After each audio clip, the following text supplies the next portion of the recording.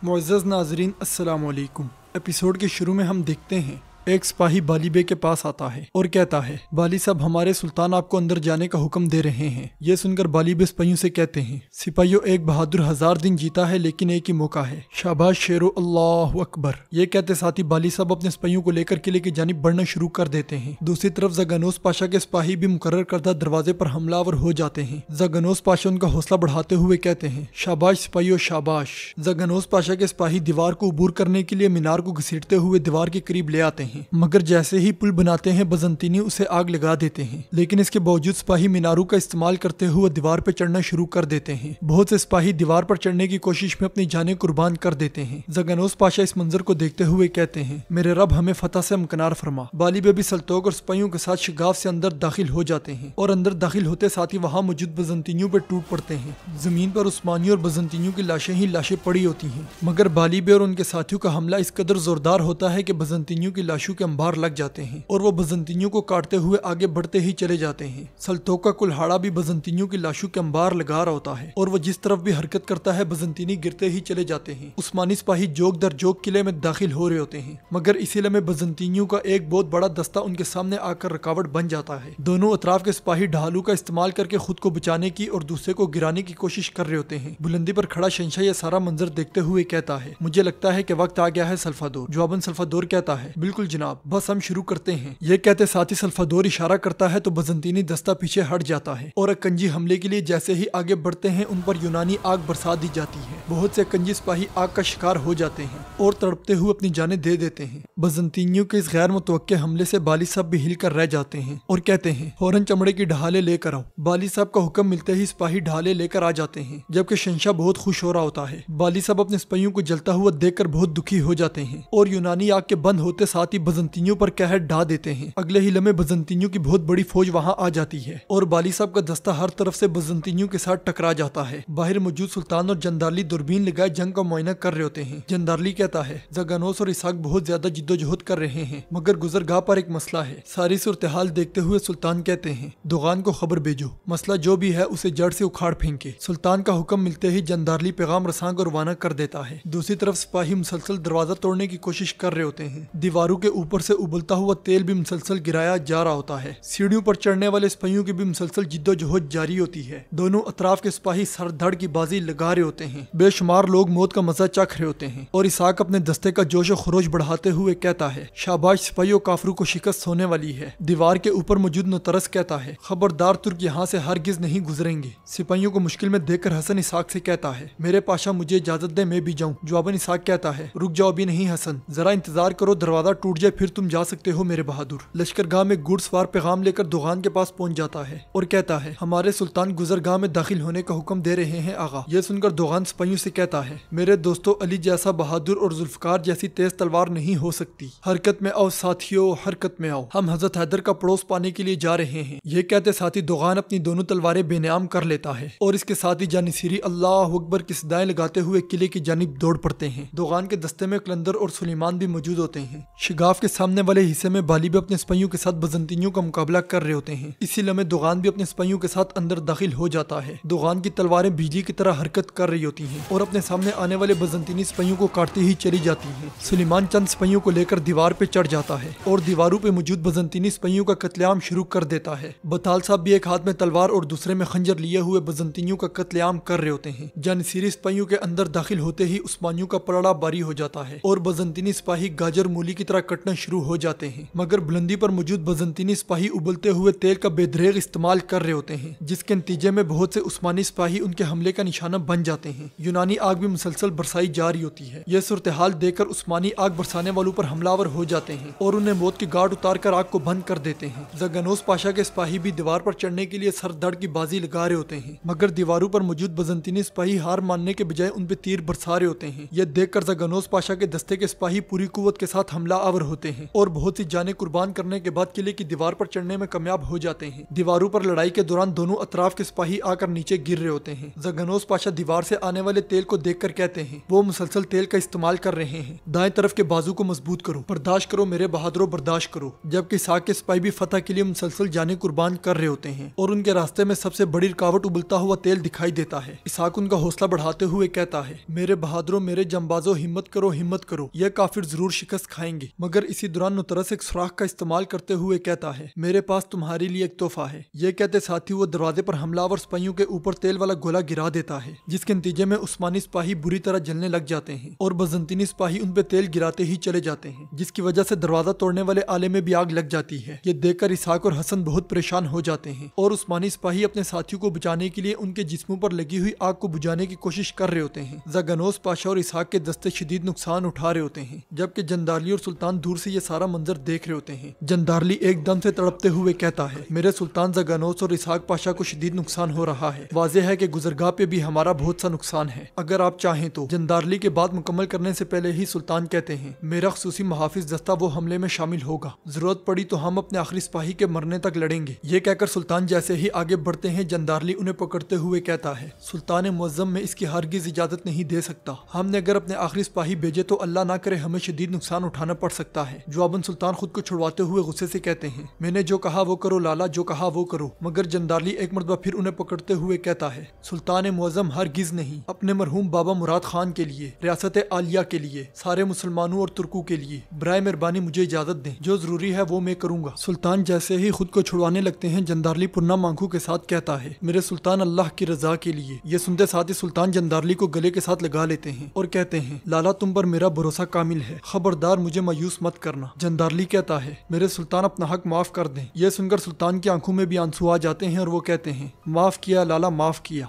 इसके साथ ही जंदारली सिपाहियों का एक दस्ता लेकर वहां से रवाना हो जाता है। यह सारी सूरत हाल देखकर अली बे भी बहुत परेशान हो जाते हैं और सुल्तान एक मरतबा फिर दूरबीन से मुआयना करने लग जाते हैं। नाजरीन, इसके साथ ही एपिसोड का अख्तिताम होता है। उम्मीद करते हैं आपको वीडियो पसंद आएगी। वीडियो पसंद आए तो वीडियो को लाइक करें, चैनल को सब्सक्राइब करें और बेल आइकन पर लाजमी क्लिक करें। मिलते हैं इंशाल्लाह अगली वीडियो में। अल्लाह नगेबान।